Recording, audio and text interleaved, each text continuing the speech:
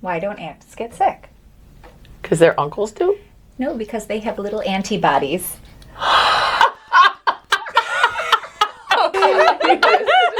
Antibodies. That is so cute. Hi, I'm Reba Hervis, Artistic Director at Overshadowed Theatrical Productions. Welcome to this week's episode From the Wings with our special guest star, Jessica Means, and of course my co-host, Rebecca Leland. And again, this week we have Kaylee Sell behind the camera.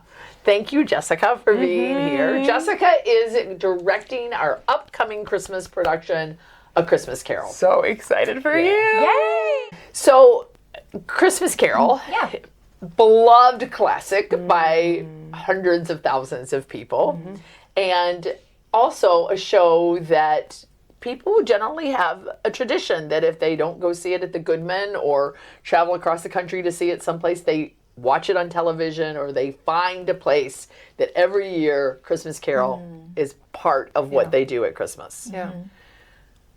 How does it make you feel? I feel good about that because I think that people want to hear the story, and the story is a classic, and it's a classic story of redemption and second chances and an opportunity to really reevaluate your life and your life choices.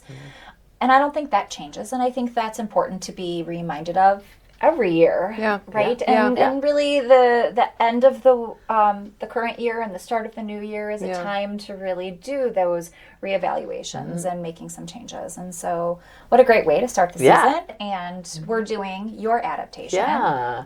So a couple of years ago, I decided that I wanted to throw a little bit of a modern touch to the story. Because it is a story that is appropriate for us today, too. And we can all become Scrooge-like in our attitudes about life when disappointment comes towards us, which it probably does at some time in our life to all of us. It's how do you handle it? How do you lose your focus on what could be a good thing so that all of a sudden that good thing becomes an evil thing?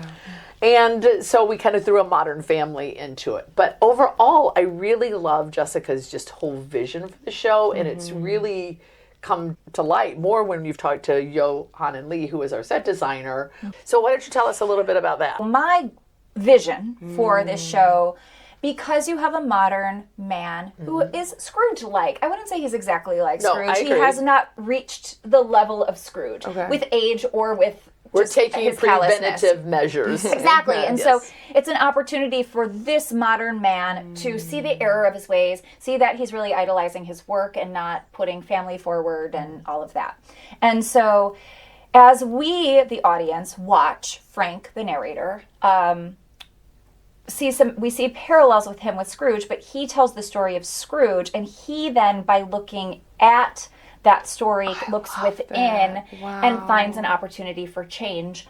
And so I feel that the story in general, the concept of looking within, plays a role in that the ghosts are windows for Scrooge to be able to see his past and the possibility of his future. Yeah. And we are, as the patrons, are watching and looking at this all occurring on the stage. And then we also, I'm hoping that when you all come and see it, that you walk out and you can have that evaluation of yourself. Getting a glimpse into that kind of a concept. Yeah, and see, do I need to prioritize my list a little bit differently? Yeah.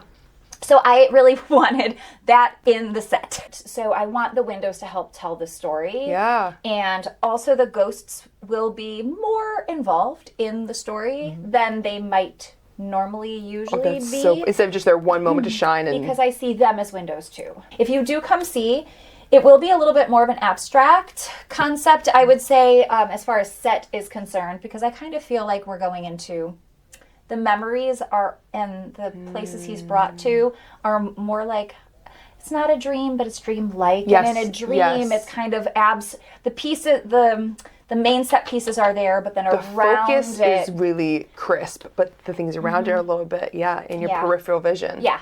I love that. So the windows and kind of all those elements will always stay put. Yeah. And then around, on stage, around Scrooge, the memory will that's exciting. Happen and then fade. And I love that. I've directed Christmas Carol our church used to have a really big drama ministry, and I directed it there a couple times, and then we've done it here twice already, so this is the third time.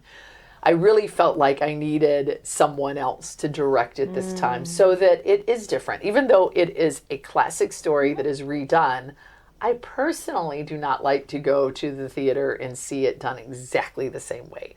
I like there to be other elements of Scrooge's past is told sometime or whatever. So I'm really excited about the vision that Jessica has gotten looking at the script and then what she plans to bring to life about it. And I'm so glad. So I actually read Reva's and I was like, can we chat? Like, because as I read it. hate it. No, she didn't. What a fun opportunity. I literally was like, can we talk about your script? Because, and I think we've talked about this before, it's because when you write something, it's almost like you feel like you had a baby. Yeah. And so when somebody doesn't like it, they're telling you that you're But I didn't not like it. It is ugly. I didn't not like it. No, but I just kind of wanted to play with this idea. And actually your comments, and I'll let you tell them what they are in a minute, but your comments. She does. It's like, really got her. Well, no, the idea was the way that you approached it made me feel like, oh no, this is going to be really big. And actually the things that she asked me to change were not big. They're significant, of course, to her, but it didn't feel like, oh, she's asking me to write Marley out or something. Yeah, right? But what an opportunity for the director to talk to the writer. Like, when does that ever happen? Yeah. And then to be friends and get to have that moment, right? So I'm sure you were being more like, okay, we got to talk about I didn't want to offend. Yeah, she was treating me in a kind great. way, and you're like, oh, this must be really big. And she goes, it's this small thing. And you're like, oh, just that small thing. In fact, there's a couple things that she's asked me, like, she goes, well, she's so respectful every single time. And so they'll be like, oh, I kind of wanted this. I'm like, just go ahead and do it. I don't care. Which is part of the nice thing about dealing with somebody like me instead of, MTI or something. They would because they won't let you make any changes, right? Yes. And so she's been really great, and but she's got a great vision, and she's really talented, and I really expect her. I really respect her, and so it's been great. Is there anything that you feel like you're particularly excited about in the story, or that you feel like the audience might go, oh, I love this? Yeah. Well, I don't want to give too much away. Ooh. Come for our Scrooge. He's brilliant. The same as he did it. Did he do it for both times? No, he's only done it for me once, but I know he's played it other places a couple of times. So and everybody's great. Like I like Marley blew me. Like a lot of people, blew me away, and I was like, "Whew, this show's gonna be great." I think that one of the hard things about Christmas Carol is that it's such a traditional story. But I do think you can do it wrong. I do think it can have a lack of heart to it if it's done by people who are just like, oh, this is a story that same story I'm telling all the time. Everybody knows it. It's no big deal. How do you think that yours is? I think I have the right cast. Yeah. And I think the key is the foundational characters for us to have this be our faith-based show and a redemption story. Like our Scrooge understands the why. And so I think it helps though, because as I actually blocked that scene last night, and most of the blocking isn't really movement. It's like, what are the places where he is? I think there's moments of begging, like this is, you don't want this, right? And then there's warnings, and then there's his own like tragedy, right? Like he can't. This is his purgatory, right? Yeah. But Scrooge has an opportunity. And so it's more, do you understand that it's not just saying the words, but like this, there's a choice to be made, and you can make this choice. Yep. And so I think having the actors who get it, I think that is the step that's gone. Yeah. In some productions. Yep. I agree with you. Yeah, I love that. And I feel really confident that we were blessed with the right cast. Yeah. And shout out, Roger Stoller is going to play Marley, and he gets into character. He is one man who, when you see him, he cried. And I believe it. Like he cried in a good way. Like when he found out when he was Marley, he started to cry and was like, I wish I could hug you. This is just my favorite. Like this, I think this was like that's the heart. Like what is the heart? It's the heart, the physical heart. And so it's not just this spooky character. No. Marley is a pivotal character as he sets the tone for what's to come and the why. You know, I think that the beauty of Christmas Carol, for me anyway, is that when you get presented with this life that could have been, and you realize that maybe you're on the path that you're making dreadful choices so that you're not getting to live the life that God wants you to have. That reminder is always good. It's good for us to have checkpoints in our life where we say, hey, wait a minute. Take thoughts captive. What's my focus? Yeah. Who's leading this life? Where am I going? And I think that that's the beauty of Christmas Carol, that we all check in with Ghosts of Christmas Past, Present, Future. Right? Amen. That's where this is where we are. So when is the production and where can people get tickets? November 29th through December 21st, runs 4 weekends. Amazing. And they can get tickets at www.overshadowed.org.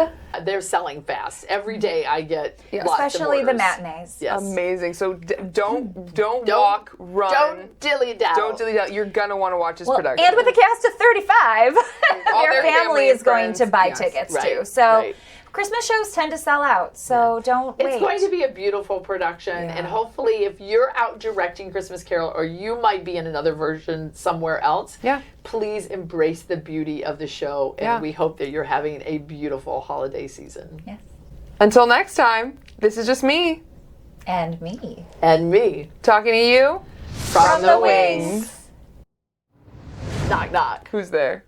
Boo. Boo-hoo. Don't cry, honey. Oh, I like that one.